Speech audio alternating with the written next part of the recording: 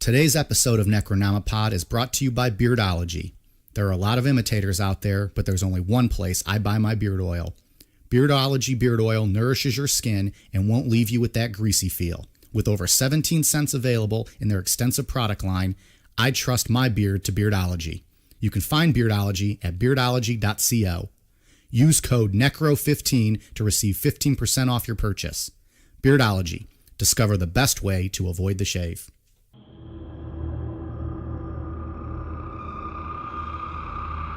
Some people define poltergeist as a supernatural being supposedly responsible for physical disturbances such as loud noises and objects being thrown around.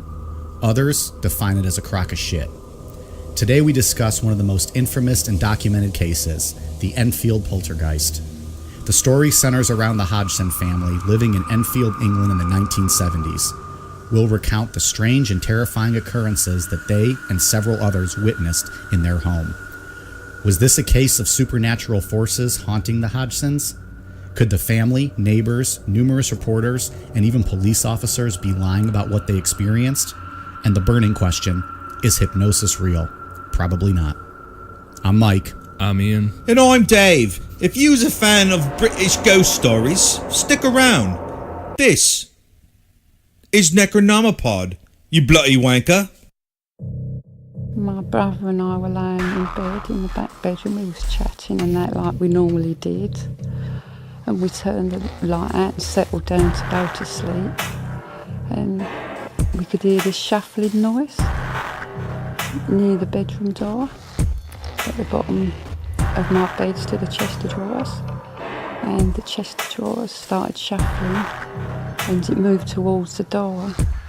And me and my brother John were both sat up and we was really frightened. And Mum came in, put the light on and she said, "What's all this noise about?" And we said, Mum, the chest of drawers is moving. Alright guys, so straight out of the gate tonight, our millions of fans seem to have fallen in love, and they all want to know, is Country Mike going to make a follow-up appearance tonight? I don't think so. I don't think he was invited tonight. I don't know how Country Mike works with, we're going overseas tonight for the show to London. First of all, Country Mike does not have a passport. Let's be honest. He does not have a passport. So unless we're going to smuggle him over, I don't know, if he's going to make it tonight. All right. So maybe at a later date, Country Mike will come back. Perhaps. Hopefully not. People have not been clamoring for Country Mike. I disagree. You have some adoring Country Mike fans at this point. We'll get some Country Mike t-shirts out there at some point. That guy can have his own little gimmick table. Country Mike strong.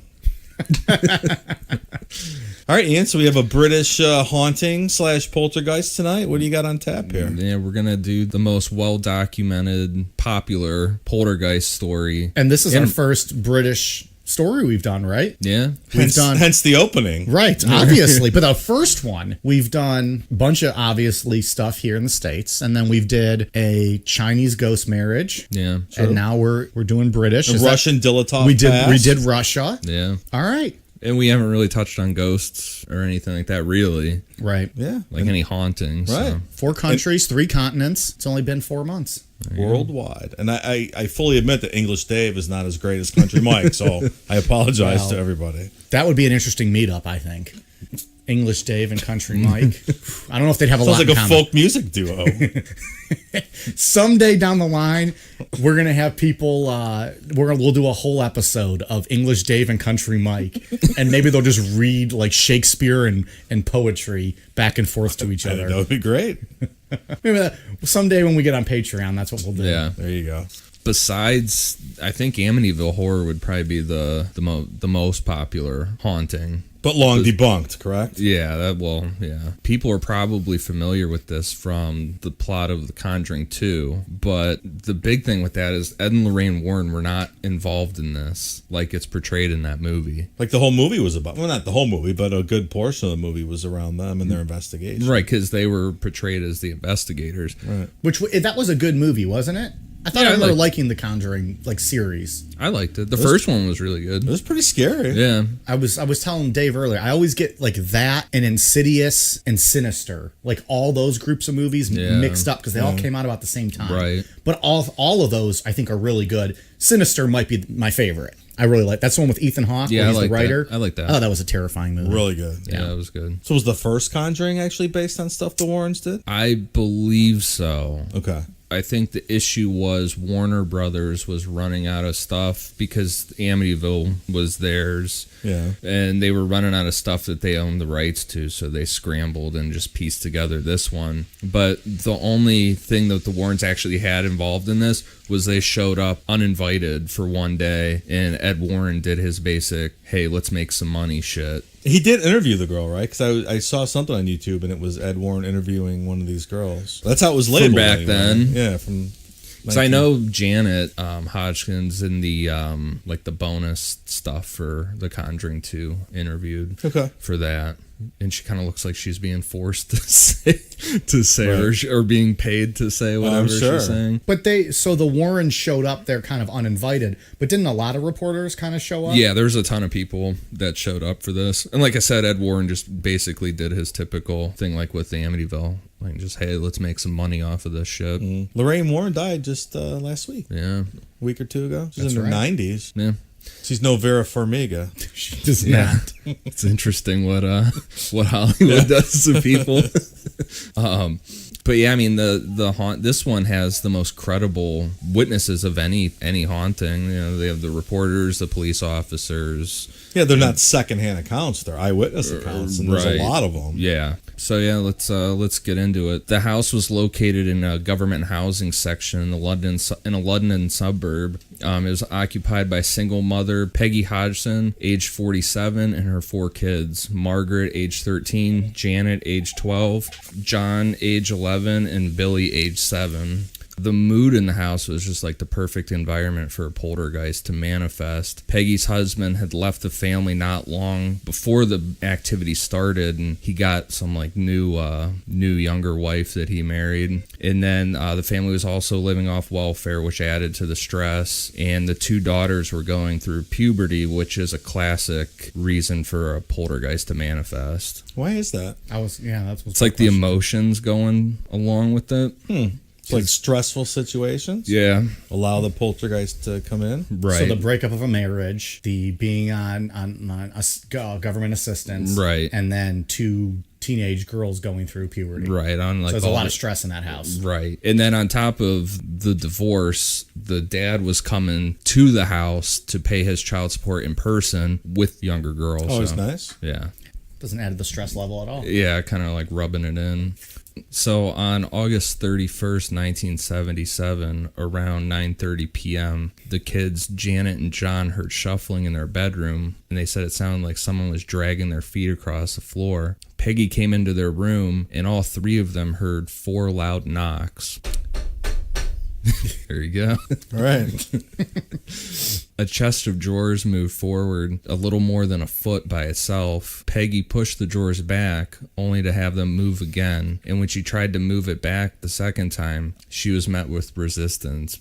Someone was pushing it back, she couldn't move it. And so they were, understandably scared. Peggy went next door to ask help from their neighbors, the Nottinghams. And the Nottinghams are a pseudonym. That's not their really? real names. Yeah. Oh. The guys that investigated this did a good job of keeping people's names anonymous that didn't want to be. I saw a video on associated. YouTube of those guys. The Guy Playfair and... No, the neighbors. Are they Are their names out now? I don't know. No, I don't remember it anymore. They had some nice British teeth. I remember that. In the book, he kept their names secret. Yeah. Okay. So the Nottinghams is a made-up name. Yeah. They couldn't have went with the most British name ever, the Nottinghams.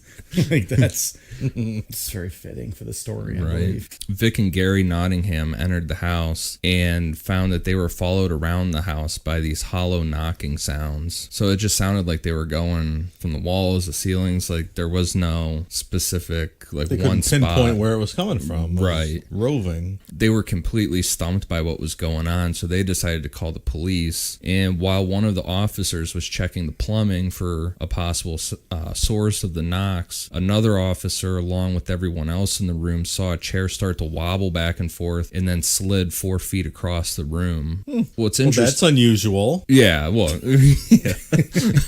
I've never seen that happen. Right. It's interesting. The police officer wrote a report about this chair moving.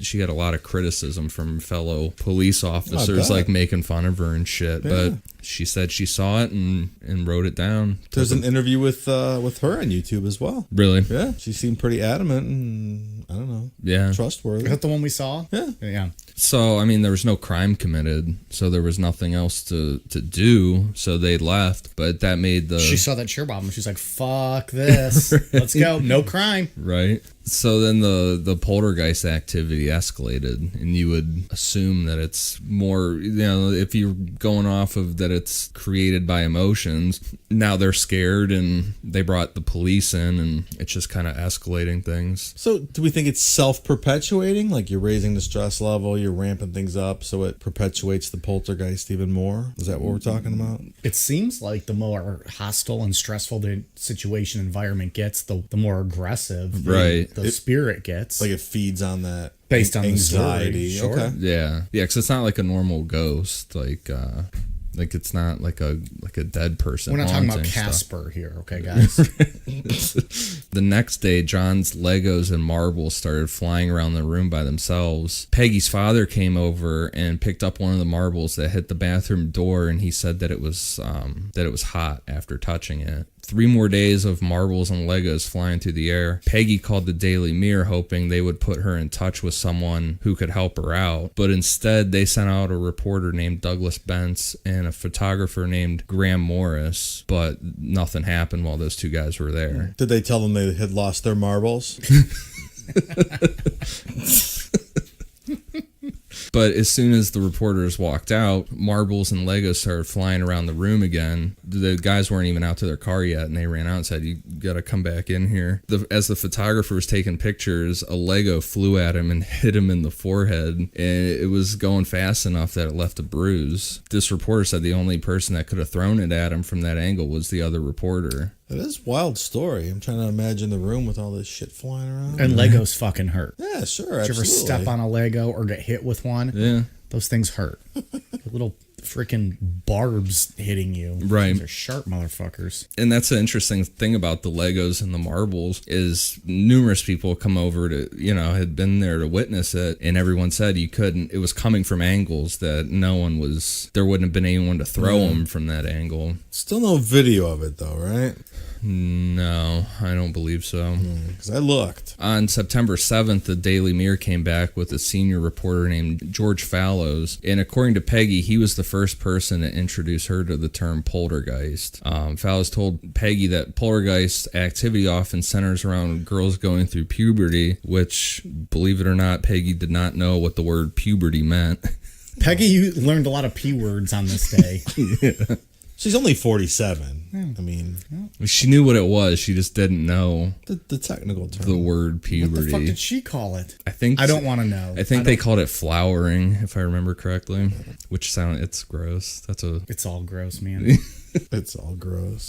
That would go hand in hand with deflowering. So I guess so. I don't mean just the women. I just mean all puberty. It's all gross. It's a gross time for people. Yeah. They're always oily and greasy and nasty. You feel like you need to take a shower all the time.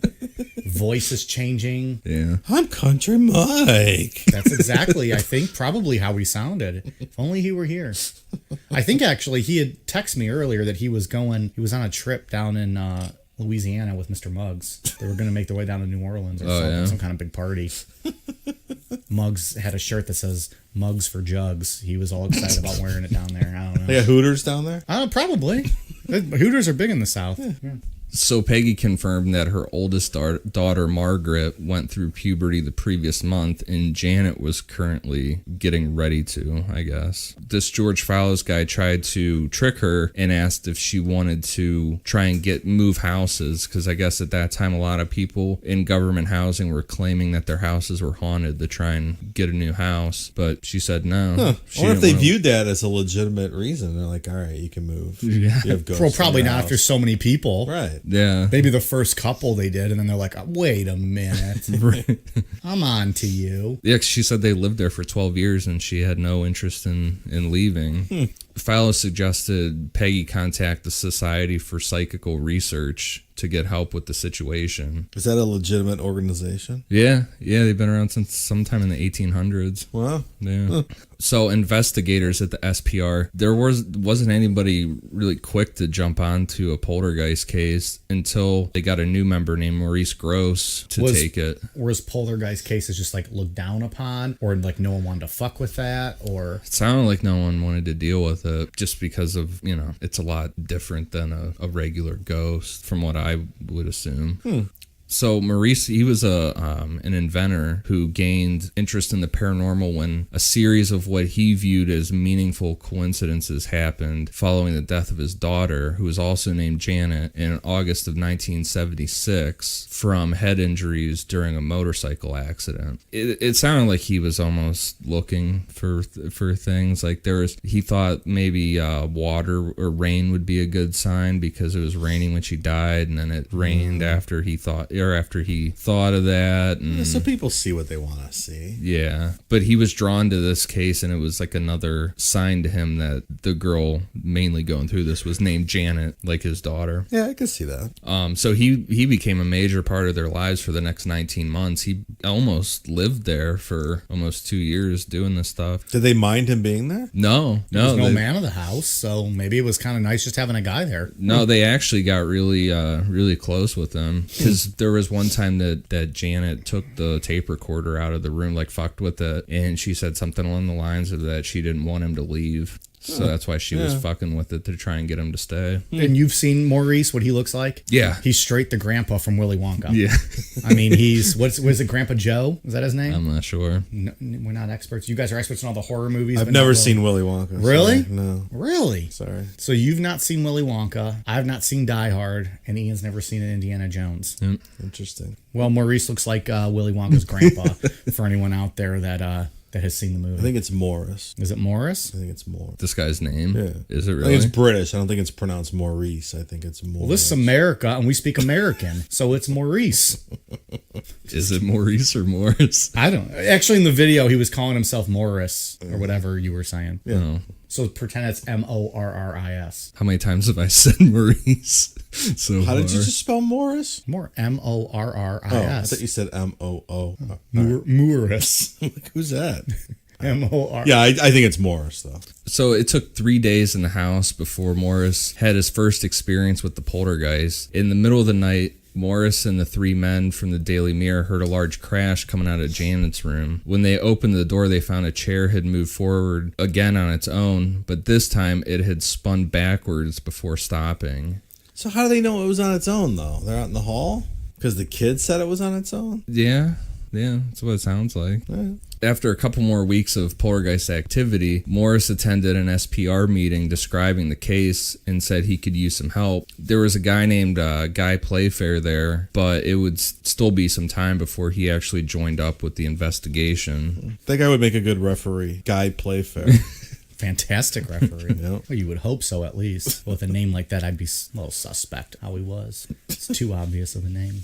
After the meeting, Morris finally saw the poltergeist in action with his own eyes, because up until now, he only heard the banging and knocking sounds. He hadn't actually seen anything happen himself. When he got back to the house, he saw the marbles and Legos start flying around the room, and Morris heard Peggy say there's a noise in the bathroom, and when he walked over, he saw the bathroom door open open and close on its own 4 times, followed by a sudden cool breeze. Couldn't have that just been an open window that was pushing open and close the door? My bedroom door growing up would literally latch shut and push itself open when windows were open. Anything's possible. Just Like saying. back That and was- forth like that. Yeah, if the wind was blowing right, my door did that a few times. My door would be latched. It would push itself open and then slam shut. And then sometimes it would slam so hard it would like bounce itself open again. I'm just saying. Did it ever do that when your mom was walking by and you were playing with your wiener?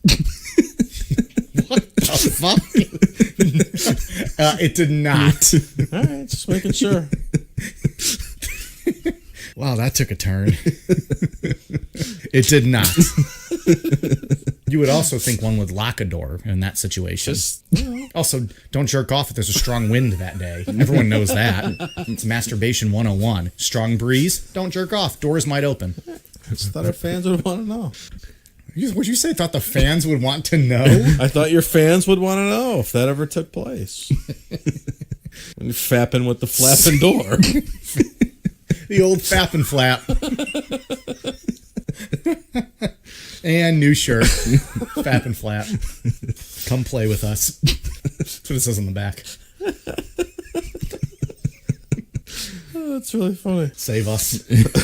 Soon after this incident, Maurice saw Janet walk into her room, and when the door closed behind her, 3 marbles went flying through the air and hit her door. But this time, when the marbles fell, they fell straight to the floor and didn't move, like the floor was a magnet. Maurice sat there forever, throwing marbles at the door and couldn't replicate what That's happened. kind of a weird sscenario. Yeah, that's super Really weird. strange, yeah. I don't know. This guy seems like in watching his YouTube videos, he seems like a legitimate source. Like I didn't get the feeling. I'm still suspicious of this story, but I didn't get the feeling he was making it up. Yeah, So I don't know. I'm kind of torn. So Guy Playfair decided to join the case after seeing a front page story in the Daily Mirror and hearing a local radio interview with Mrs. Nottingham, where she said she saw an impression in Janet's bed that looked like someone was laying there, but the bed was empty. So Nottingham's making the old press circuit. She's Yeah. out there just trying to get some publicity for herself. I mean, she does not having a lot to do with this. She was there one time, maybe. No, they saw it a bunch of times. They were there a bunch? Yeah. Okay. Well, because they were the neighbors. When we talk about these indentations in the pillow, like, do you think they actually see the depression taking place in the pillow, or they just see like it looks like a head's there, or the actual physical movement of the pillow depressing? Yeah, I don't know. I guess it depends what part of like how you look at the story. Like that's freaky if you saw Like- that. Right, but that's not what it says. They just saw an indentation. They Yeah, just that looked saw like someone it was looked like laying someone there. was laying Yeah. there is what Yeah, they like- say. yeah. Which, if you lay on a pillow long enough, you're going to see, kind of like an indentation from Yeah. where someone lays or even where someone sleeps. Right. And, That's different than seeing the Right. act of it happening. right. By the time Guy Playfair showed up in mid-September 1978, the mood in the house was so tense that he said just the sight of a spider caused unnecessary panic from everybody in the I house. bet. Wasn't that just kind of like living in a house with women? Don't they all get freaked out by spiders? Dang, Good point. you're gonna get heat on that. Considering our whole audience is mainly women. True. Country Mike's not afraid of spiders. Country Mike's not afraid of anything. That sounded like a country Mike. I think it was Country Mike speaking through me. So, like other people who initially came into the house, nothing happened in front of Guy. In an attempt to catch Janet faking the whole thing, Guy and Morris made a whole big deal like they were going downstairs, and then they snuck back up. As they were waiting quietly, a marble, almost like it materialized, just dropped in front of Guy Playfair and just stuck to the floor again. And then after that, he decided that this was something that he was going to stick around and investigate.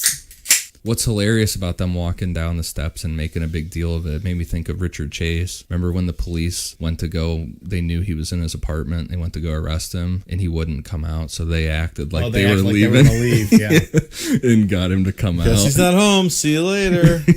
The footsteps, they just get lighter and lighter.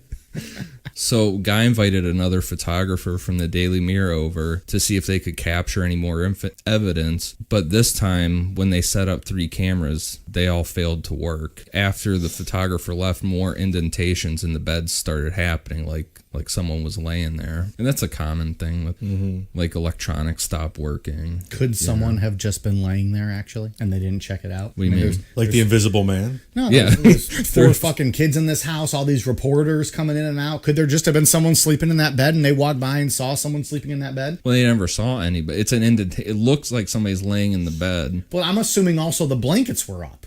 Like, I was assuming No. they're seeing a hump in the bed. No, it just looks like a body's laying on the bed, but there's nothing there. That's like what I thought, just like the indentation. yeah, it's like the bed's bent in a little, and looks like it's like the outline of a body. Okay. I was thinking of it wrong then. I was thinking like they were seeing like the blankets up even. Like kind of like if you bunch the blankets up Right. and it looks like there's someone sleeping in Like the if you're bed. breaking out of your cell and you want the guards to think Right. you're still or there. like Ferris Bueller or whatever.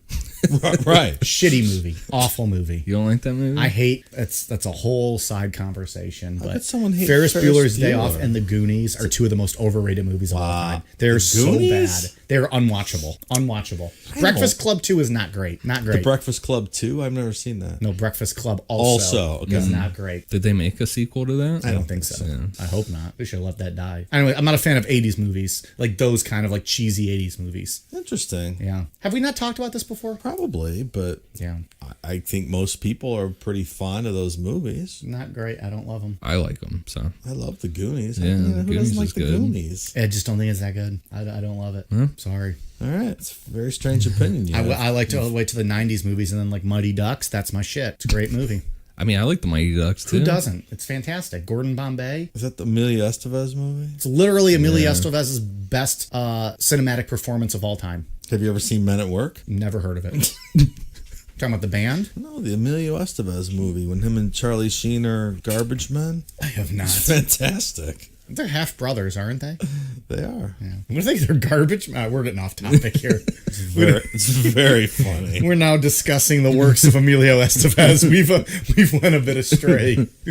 So one night, Peggy and Guy witnessed an indentation on the pillow that looked like a child's head had been laying on it, and this convinced Peggy that they were being haunted by a ghost of a child. She got convinced of this because a few years earlier, one of their neighbors smothered his 4-year-old daughter to death and then killed himself right after. Well, Peggy bought some of that furniture from that family and thought that maybe the girl's spirit could be attached to the furniture. So she was advised to get rid of it, but the Good activity call. still continued. Do you think she sold that used furniture on Facebook, like one of those mom groups? The marketplace. Yeah, probably.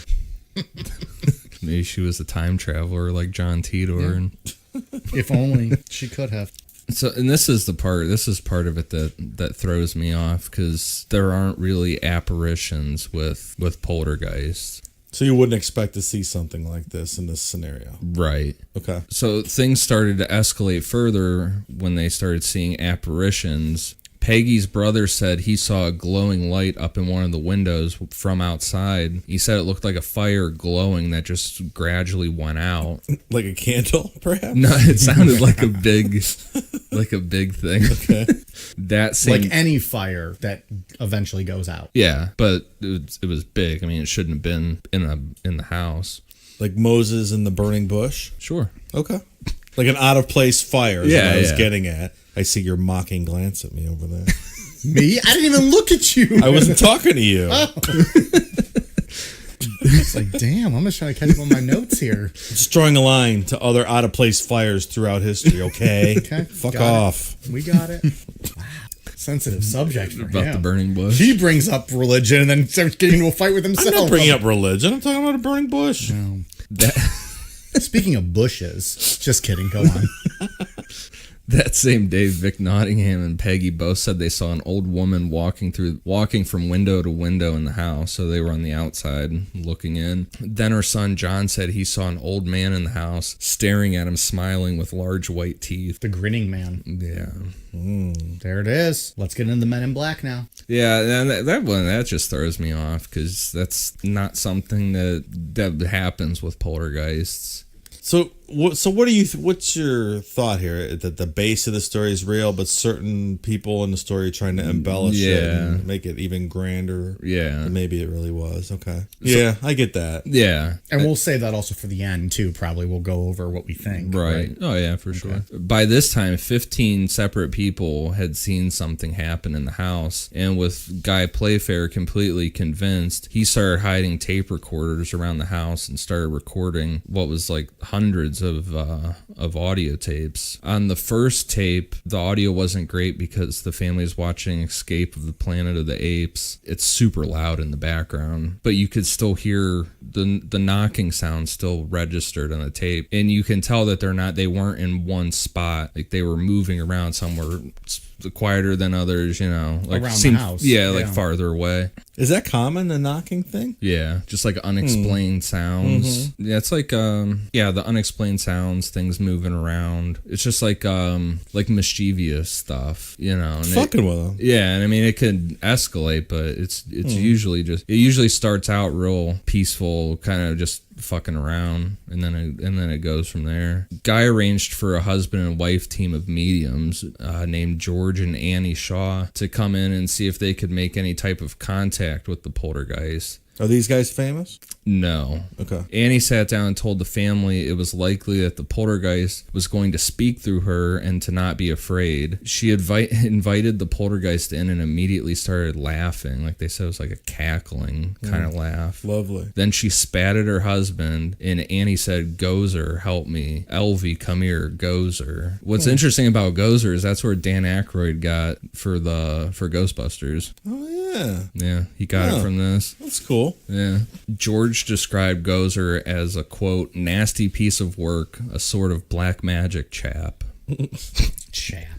And George said Elvie was a low energy form that does the day-to-day ghost stuff for higher powers. It's like a worker ghost. Yeah. Bitch work. Yeah.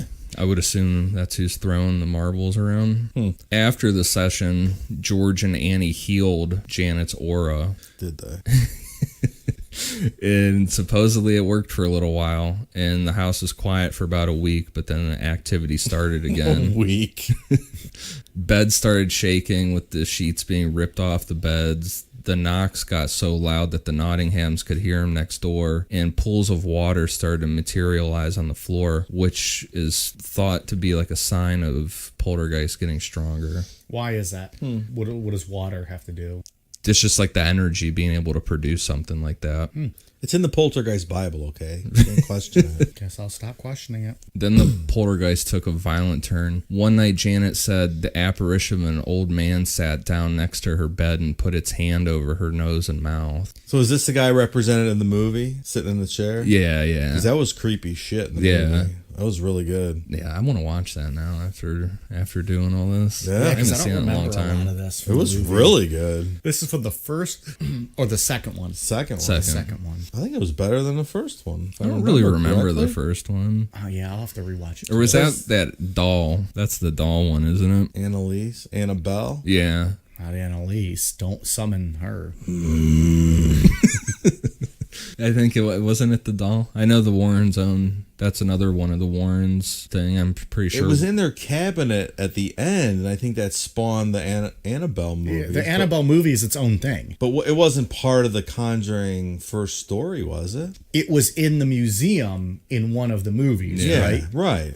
Which one was that in? That was at the end of the first one. Okay. But it wasn't actually figured into the story. Right? No, not to the. I don't remember the story of the first Conjuring. I don't either. Like I said, I get all those movies mixed up. Wasn't some big house and she kept seeing someone hanging from the tree in the back? No, that's the Ethan Hawke one. That's Sinister. Sinister. When that it might be both though. I don't know. We don't have to. I don't remember. Well then, so what the fuck was Insidious? That's that one with Patrick Wilson where he was like in his sleep he would go to the other place, the ghost land. I don't remember that. Yeah, isn't there like a creepy like devil face in that or something? It was alright. They made like 3 or 4. I get all those so mixed up. First one was good. I know I've seen it. I just don't remember it. Any hoodles.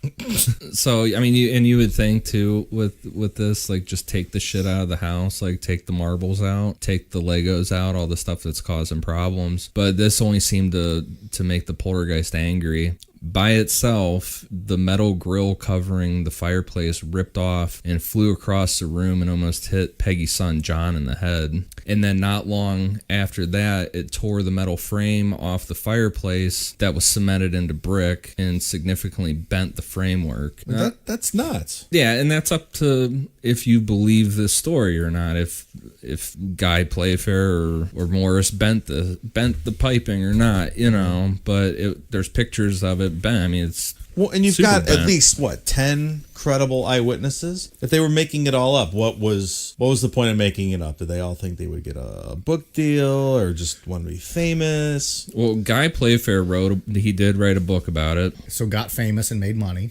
I don't think he made a ton off it. And Morris, he died kind of broke and defended this story his whole life. Yeah. It's just a lot of people to keep a story going like that all this time without ever. Yeah. Yeah, like, you know, we found out the Amityville was nonsense. Yeah, that was, like, this is, 40 years ago. Yeah, and Morris died, I think it was in 2007, and he was defending it up until he died.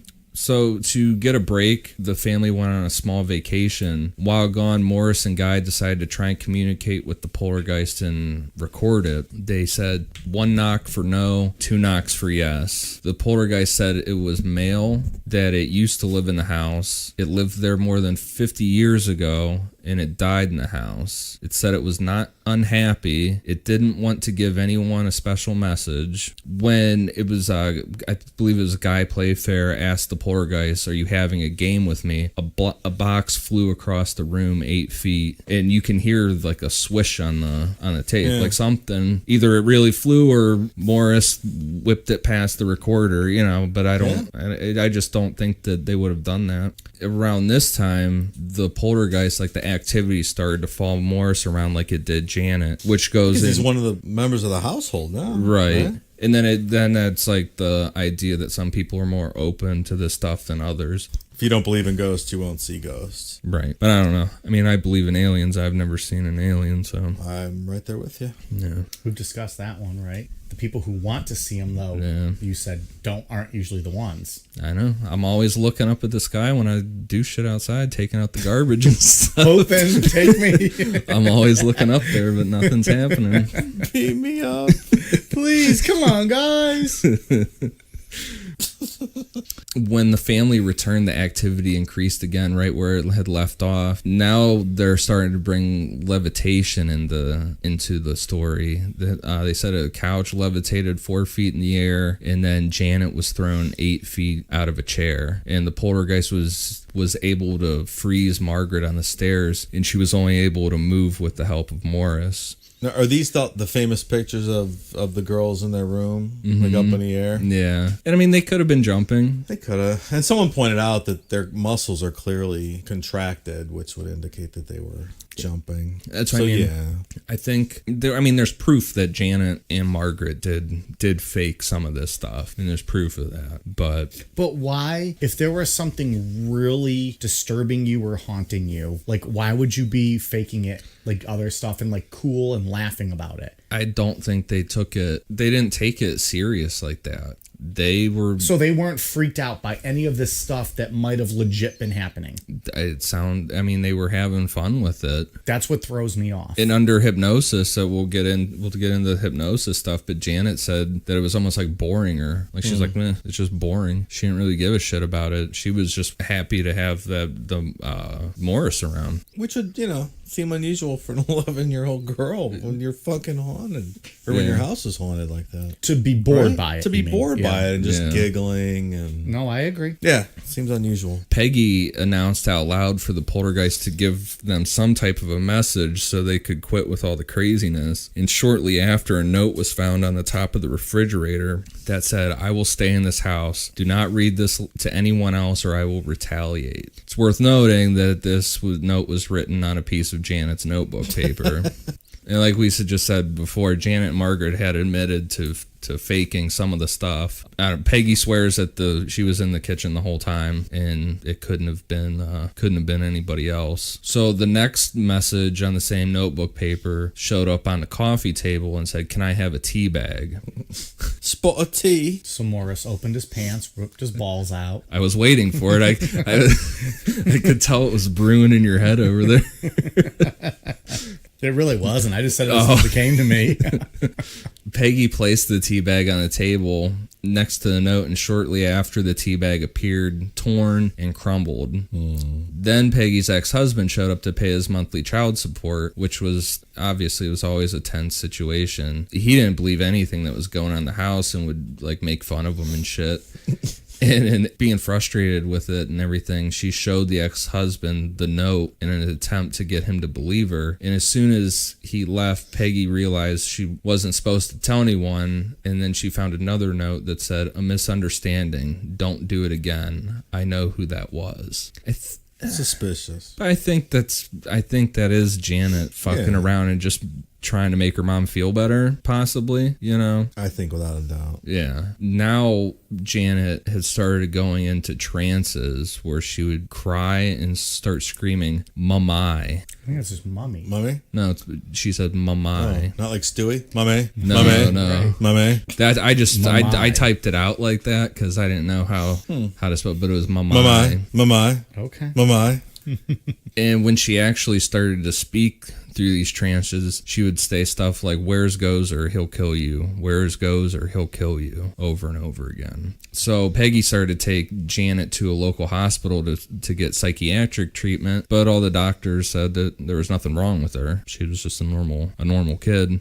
Supposedly the healings from the mediums worked, but they only worked for a short period of time. Another set of mediums came in, and the results were like before. After they left, Janet went into another trance, but at this time she started drawing pictures. She started drawing pictures of knives and the word blood over and over again. The only drawing that had much like actual detail to it was a picture of a woman that was bleeding from her neck with the word Watson written underneath it. When Guy and Morris asked Peggy if she knew anyone named Watson, she confirmed that the people who lived in the house before them 12 years ago had the last name Watson. Mrs. Watson had died from a tumor in her neck, which supposedly was something Janet wouldn't have known. Just like Annalise didn't know about that rapey priest. Yeah. From Germany, right? The kids pick up things, you know. They hear things. They know. They go to school.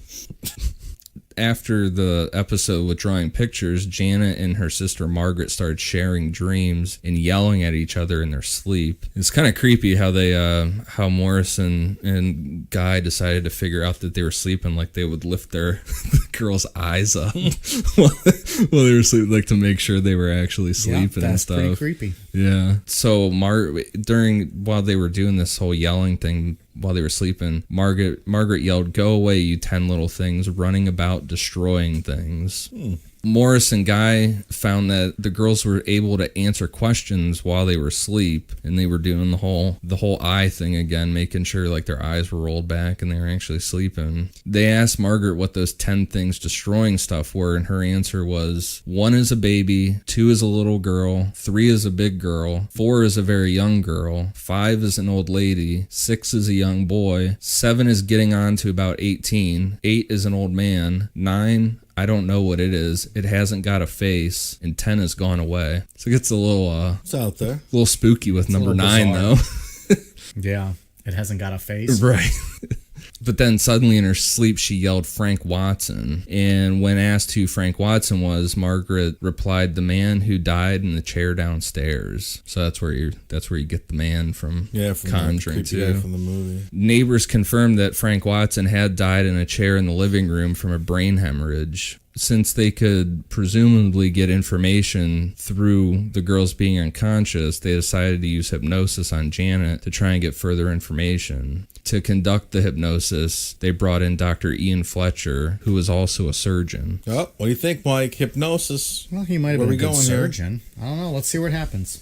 He's a legitimate doctor. Legit. Dr. Fletcher hypnotized Janet and started asking questions. The first couple of questions were about what had been going on on in the house, and Janet's answers all matched up with the evidence that was going on. If we're going to get into hypnosis, then let me open a beer because I need to be drunk to buy into this bullshit. We need to go to one of those, like... those comedy hypnosis nights. Oh, yeah, because that will convince me. No, because he's not open to it, so it won't work. Those guys are hacks. Come on. It's ridiculous. It's a proven... I don't believe that. I don't believe in it. I don't believe it. I believe in the science method. I think you can relax someone to maybe where they are able to like not feel a pain. I do not think you can control someone's mind. I don't think you can put them in an altered state where they're going to start telling truths. I don't believe any of that. The only one I think I can kind of maybe believe is where they meditate someone to where they can do like a surgery with them not feel pain. And even then, I don't know how much they've actually completed like through, right? It wasn't only a partial surgery that they did. But why wouldn't you be able to get answers out of somebody? I don't backed memories. I don't think you can control someone's mind like that. I don't know how you can do that. It's not really mind control. It's helping them go back to like thoughts that they had forgotten and stuff in their subconscious. Yeah. It's not really the same thing. But then is that hypnosis then? Just helping them remember something? Yeah. Yeah. By putting them in a trance, right? You're helping them remember something. You're opening up their mind. Open your mind. I don't think I can believe that. Open your mind. So what did Dr. Fletcher do? When he asked her if she knew who was causing all the activity, she said, me and my sister. So people that try to debunk this use that question or that answer as proof that the whole thing was made up, but they ignore all the other answers she gave after this one. When she was asked why she thought her and her sister were to blame, she said, I don't know. When asked who started the trouble, she said, none of us. And finally, when she was asked what the case of the trouble was, she said an increase in unhappiness. That's a strange thing for a young girl to say. Yeah. Well, I think I kind of feel like when she said me and my sister, it's like it would be like their energy or whatever would be causing it. Uh-huh. If you believe all of these other answers, after the hypnosis sessions, spoons started to bend on their own in the house, and it's assumed that this is something that Janet faked. So no one saw a spoon bend. No, they just started seeing bent spoons. You know what you have to remember? The spoon isn't actually bending. The spoon does not exist. Is that the Matrix? Yeah. Have you seen that? I have fallen asleep every time I've tried to watch that movie. God, I have tried 3 times to watch that movie. It's a good one. We have a listener out there, our friend Amy, who is a huge Matrix fan. I cannot get through those movies. She loves them. Watched The Matrix probably 100 times. I can't do it. I can't get to the first 30 minutes I watched it last week. It's a good movie. It's no. How many did they make? Like 9 of them? 3. Felt like 9. No. Have you seen all 3? I haven't seen one of them. No. Yeah. But it felt like 9. If I'm like having like a sleep disorder and I'm awake all the time, I'll put on the Matrix. I'll be out cold. You have some very peculiar views on things. It's not that I wanted to have that, and I don't even know if the movie might be good. Honest to God, I've tried 3 times to watch it. I fall asleep every time. I don't know. Maybe you have narcolepsy, and it's not the fault of the movie. But it only is activated by the Matrix. You get triggered from the Matrix. All right, let's do an episode. Maybe you get that. hypnotized by Keanu's eyes, and it triggers your narcolepsy. What's the other movie he's in? What's the good ones? John Wick? Yeah, I've seen those. Those are fantastic. I've never seen those. Oh, John Wick's awesome. I've seen the first one. I don't know if I've seen the second. And isn't there a third one coming out? It's coming out pretty soon. The first one's pretty badass, yeah. Second one's okay. Matrix, not so much. Rather watch Bill and Ted's Excellent Adventures. That's a good movie Also too. Making a new one. Yeah. Are they really? Yeah. With the original cast. Yeah. How many different actors have we talked about today on the show? A lot. It's our movie extravaganza tonight. Yeah, so I mean, Janet, she faked that. She saw it on TV because there was a guy over there that was popular at the time that was doing it, and she thought it was funny. The Uri Geller. Yeah, The spoon bender. Yeah. After the spoon bending is when the infamous voice started. It started out as whistling sounds and then went into kind of sound like a dog barking near Janet. Like the sounds were coming from behind her, but not directly out of her. Guy and Maurice figured it was the poltergeist making the noises, so presumably it could speak. Contact was first made with Guy and Maurice and 2 members of the SPR. So this is a clip of the tape just to get an idea of what this voice sounded like coming out of an 11-year-old girl. Right, that's good. I know. Shut up and door. I'm 72 years old. I come from Jewett Park graveyard. And I have right near the church where Rita lives. And all my friends come from there as well. And we all make a game and go to the pub. And then we pick your house. Because I used to live here. And I will tell you some more. And if you don't tell anyone else, just let Mr. and Mr. Playback. So the voice identified itself as Joe Watson this time and said, "I went blind and had a hemorrhage and fell asleep and died on a chair in the corner downstairs. When pushed farther, the voice told Maurice to fuck off." Fuck off. I think the exact quote was "fuck off, you." Yeah. You mean it wasn't "fuck off, you bloody wanker"? No. Would have been a lot cooler if it was.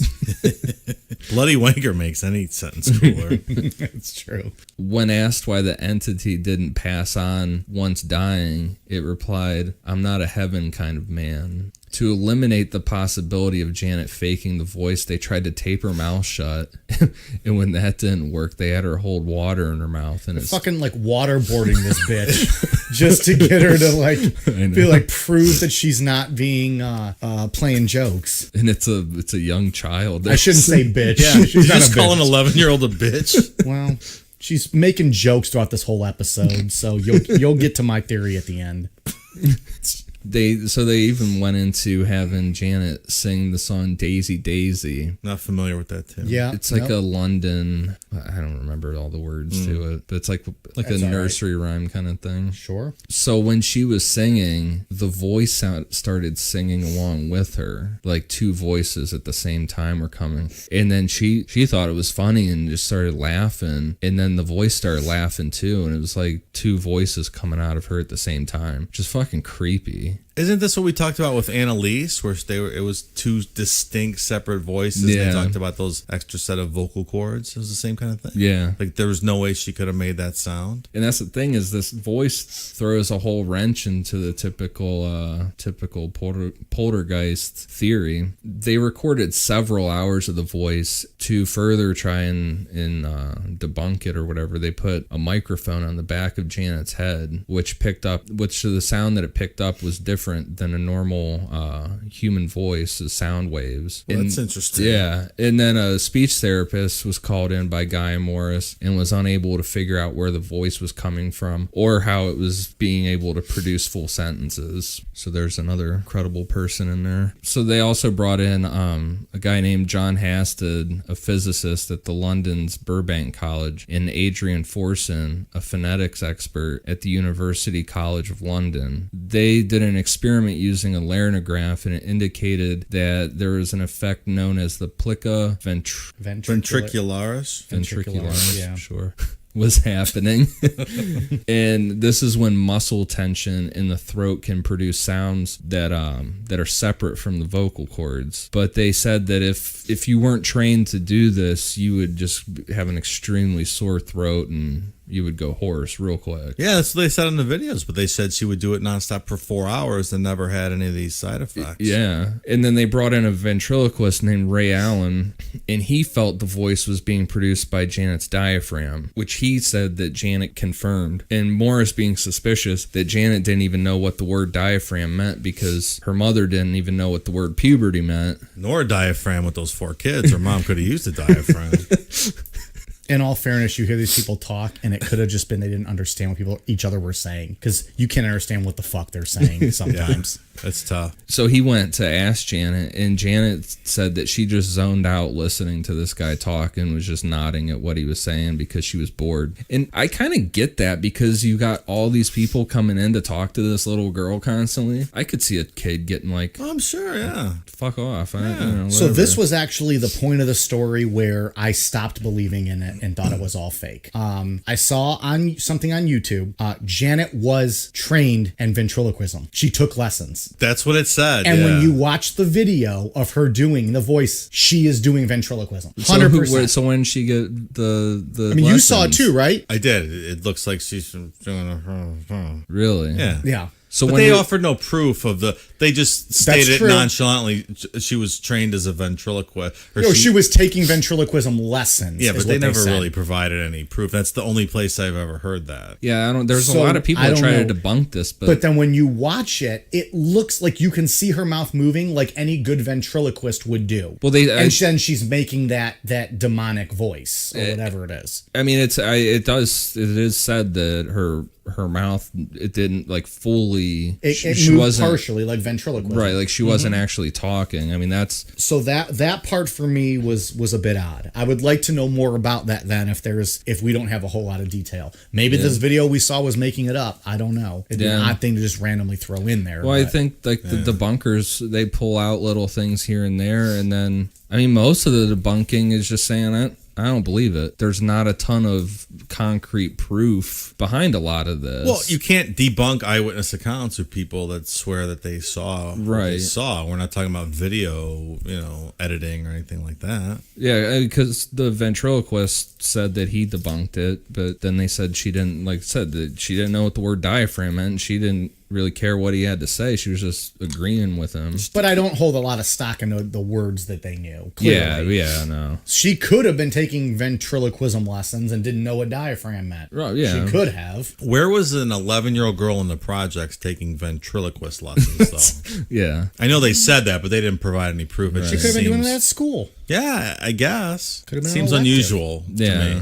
Well, this is a whole foreign country, guys. We don't know what's going on over there. Is that standard curriculum over there? Ventriloquist lessons? Maybe it was an elective. I took fitness walking in one point in my life. So who the fuck knows what electives are She's available? 12 years old. I legitimately took a class that was fitness walking. In So college. still, I walked for an A. Hung over as shit, and the professor would pass out water bottles along the way. It was the greatest hangover class in the world. Fantastic. But I'm not famous because I made up a story about ghosts haunting me, so whatever. They're not really famous. We're talking about them, aren't we? Ed and Lorraine Warren are the ones that got all the money out of it. That's right. That's a whole nother They weren't crazy even thing. fucking there. So by this time, the interest had grown, and it had even gone almost worldwide at this point. So everybody wanted to see what was going on. And this brings in the Society of American Magicians. Are they like real magicians? Yeah. You know what it makes me think of? Have you guys ever watched Arrested Development So, with Job? fun fact. Well, we don't need to get into a whole other sidebar about me. Fun fact, I could not get into that show. Really? I God watched damn. like 10 episodes and was like, I'm wasting my time. I don't I care. love that show. I know. watched some of them too, and I never Really? watched the whole series. You're the only other person I ever met that I couldn't get into it with. I have friends that are diehard. Yeah. And they're like, how do you not love this show? I watched 10 episodes and was like, I just don't love this. I've gone through it multiple times, like The Office. Really? And who's the actor? Jason Bateman. Jason Bateman is fantastic. And I always say I would watch a movie with him just shitting because he would be funny. Right. Would you watch him get a Blumpkin? I absolutely would. Of course. If you're going to watch Jason Sudeikis get a Blumpkin, you might as well watch Jason Bateman get a Blumpkin. Maybe we'll just have all of Horrible Bosses get a Blumpkin by Olivia Wilde, and you just watch it. Maybe that's what Horrible Bosses 3 is. Just them getting Blumpkins and Dave watching. Academy Award. Scorsese will direct it. Perfect. Where were we? The Magicians, because in Arrested Development, Job is part of the Magicians Alliance. He's like the brother-in-law, right? Or the older brother. Yeah, Okay. He's always doing the shitty magic tricks. That's exactly what this reminds me of. So they sent this supposed investigator named Melbourne Christopher. Guy Playfair was happy to host a magician as long as this guy didn't tell the kids he was a magician. And he said within like 20 minutes of this guy being in there, he started doing card tricks for the kids. Like, Rule number 1, never trust a magician. so Melbourne said that he heard knocking sounds and what sounded like furniture moving, but he didn't see anything with his own eyes. So when everyone went to bed, Melbourne stayed on the stairs just sitting there, and Janet came out of her room, and according to Melbourne, he did a trick which produced a flash of light, which made Janet run back into her room. He used this as proof that Janet was coming out to see if the coast was clear to fake something. But little did Melbourne know that there was tape recorders hidden everywhere, and caught a conversation with Melbourne had with Janet. So Janet's saying that she doesn't like to be alone, so she was coming out to get Maurice. He couldn't understand her thick accent. Nobody could, Yeah. so I don't blame the guy. I get for that after watching the videos. Yeah. So he couldn't understand anything was saying, and seemingly felt awkward, just did this flash trick, because you can hear like 3 pops on the audio recording. He just like flashed this shit at her, and she ran away scared. Oh, so he's scaring the girl in her own room outside of her bedroom. Yeah. While he's there exploring all poltergeists. It's great. And you can hear her on the tape after she gets back in her room. She's talking to herself out loud, and she says, "He's gone mad." How would she say that, Dave? Hey, he's going mad, that bloody wanker. But I mean, it's ridiculous to me that people do use this as some form of debunking. Like, they completely ignore the fact on the tape that this guy's story is not accurate. Like, he's a complete jackass. The magician. Yeah, the magician. Wow. But people just ignore that and try to use it. So the poltergeists continue to get more aggressive. All the fish in the family's fish tank were found dead, and the voice said through Janet that I did that. I did that. Which I think it was Maurice that kind of confirmed his beliefs that poltergeist worked on like some form of an electrical type of energy. Base, what do you mean? Like, I don't know, like static electricity kind of thing. Like, I don't know, like that's how it would have killed the fish. Oh, okay. 2 days later, their pet bird turned up dead as well. That same day, Janet was attacked by the poltergeist with it wrapping window curtains around her neck. A camera picked up the sound of the curtain swishing through the air in like a rapping type sound, but not actually on video. Weird. That's how the movie ended, right? Ed Warren ran in and saved her, and they get knocked out the window. Yeah. Man, they made Ed Warren and He was the hero of the whole movie. In real life, he's like this frumpy fucking old man.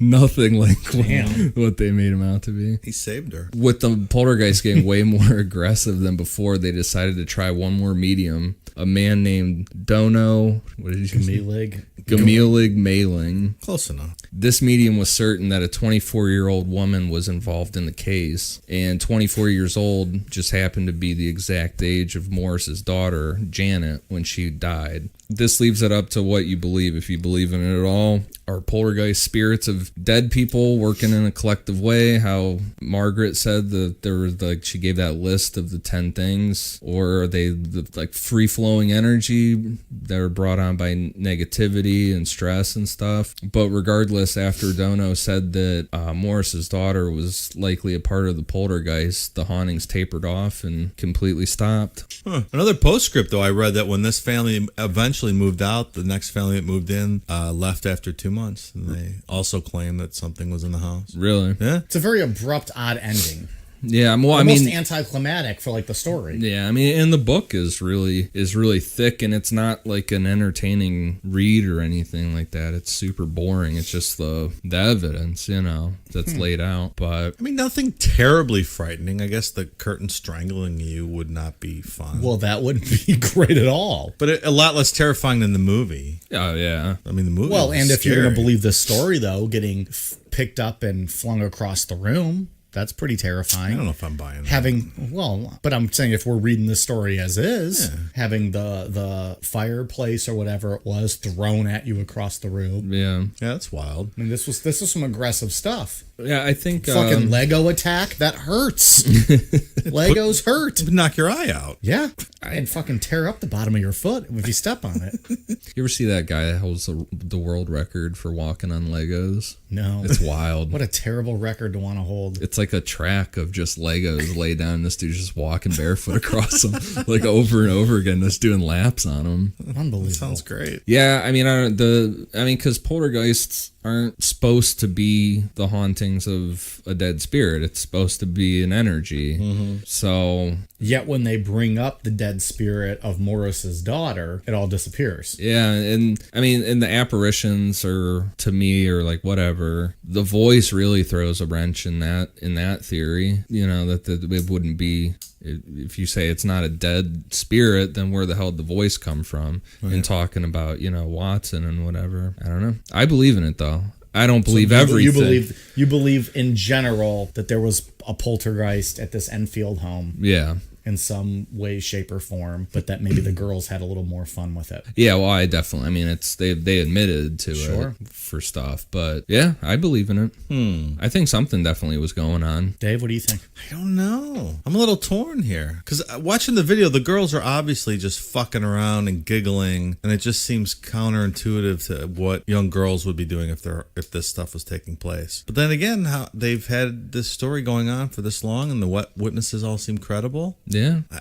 I might be with you. I think something maybe happened there. I think maybe they embellished a lot of what happened there. Yeah, I mean, I'm not sure. I think some of it's obviously embellished, but I think that I do believe in poltergeist. I don't think that they're the spirits of a dead person, but I think that stuff can be brought on by energy like that. I don't think it happens. It's not a common thing, you know. I think that there are some cases out there where it's like, Yeah. Between Morris and Guy and the female police officer, that's just those are credible eyewitnesses. And like I said, Morris he didn't have anything to gain from this. I mean, he died not wealthy and defended this. I mean, he's basically spent his whole life defending this story and what happened there. I'm giving this one an I don't know. I'm not sure either way. This is one that I want. Like, this is one of those stories that I want to believe. I just find myself not believing it after reading and hearing the story.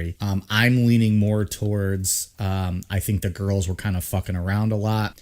I don't think that Morris or Guy were making up anything or a part of anything. I think they were telling what they actually saw and witnessed. But I think there's more evidence to support the girls were dicking around than there is in my mind to support that there was some poltergeist or something here. Even with the Legos flying around and the marbles, they had multiple people from the Daily Mirror that said that they saw marbles and stuff flying around the room. I think I see video evidence of these girls making a mockery of this. There is no real evidence other than word of mouth of anything else happening. Right. So I'm basing it off that. They had all these cameras set up in the home, but nothing was captured. Yet the actual interviews with these girls, they are clearly dicking around in these interviews. And so I guess that more so leads me to believe that they're just joking around. But it is tough to say because I don't want to call these people liars because I don't think they're lying necessarily about what they experienced. There's too many people involved to say they're lying. I don't think that police lady is lying. She's going to risk her job over some of this. Right. I don't know how you explain necessarily a marble falling to the floor like a magnet. Yeah. But I also know there's no other evidence of that other than people saying it. And then the biggest witnesses to all of this are clearly making a joke of it, which to me tells me maybe this is just a put on. I guess I saw an interview with this Janet from, I don't know, 5, 6, 7 years ago. She's still sticking to her story. Yeah. Like, if it was all fake, wouldn't you grow up and say, hey, I was just fucking around, this is how I did it, maybe write a book, unless you don't want your reputation damaged at this point. Yeah, but you're a 12-year-old kid, I don't know. But at this point, with all the movies that have been made, like, did she not get any movie rights out of this? I don't. I know that the Warren. I believe that somehow the Warrens own the rights to this story. God damn, those Warrens! They made a bunch of fucking money off this shit. How the fuck did they own this story? I'm pretty sure that they own part of it. Can you imagine something happens to you in your real life, and then now they own the story? I guess they would have had to get it from you, though, right? Yeah. Well, that's the thing with all this stuff that that's a common thing where it's like, well, you're just trying to make money off stuff. And I know like alien stuff, MUFON, it says on their website specifically, if you think you're going to make money off your story, you're not. So don't even Don't even try. Yeah. You know, you're not going to make any money off this. Which is good, and then people should be thinking that. Yeah, I mean, it's just not going to happen that way. So, I don't know. I mean, I definitely don't think this is like some big conspiracy where the Daily Mirror was in on it and all these people were like in on it or anything, but I agree. it's a weird one. It's very strange. Yeah. It's a fun story, I think. Can't go one way or another. So, all right, Ian, you got anything else on Enfield Poltergeist? No. I would, in the future, I want to do the Black Monk of Pontefract, because that's another good poltergeist one that's super, super weird like this. That's really documented and stuff. I think these stories are fun, so Yeah, that'd be a good for one to sure. go back on. The only thing I got is a shout out to Savvy the Ginger for an awesome review on iTunes. And also within the past week or so, reviews have just blown up on iTunes. Oh, yeah. Even Good. though they're not written, but there's still a ton of 5-star ones coming in. So Like ratings coming Ratings, through, so not right. necessarily reviews. yeah, It's great. Yeah. Yeah, so thanks everybody Thanks, for guys. listening. And Yeah. And if you left a rating, go back and leave a review. Why not? yeah. Tell you- us what you think. Can you hit the 5-star button every time you log in? Yeah, that would also be Because I do. fantastic. I don't know what. if it I do works or too. not. Yeah, I don't know if it saves it or not. All right, Dave, what else you got? Anything on Poltergeist, Enfield? No, I have nothing. Nothing? Nothing else. He's done. He has spoken. I have a shout out to our friend of the show, Nikki Johnson. Thank you for the plug for our Toy Box Killer and for prepping us with some of the information and the idea for that show. We appreciate it. Hope you guys liked that episode last week. I thought that was a fun show. We are on Twitter, Instagram, Facebook, YouTube. Did I miss anything? At Necronomipod. Ratings, reviews, we appreciate on iTunes. Those go a long way to help us. And then hit us up, send us a message on Instagram or on Facebook or Twitter. Let us know what you think, or if you have any thoughts or comments. We love interacting with you guys. So, yeah, we appreciate it. You guys ready for a cool down beer? Cheers.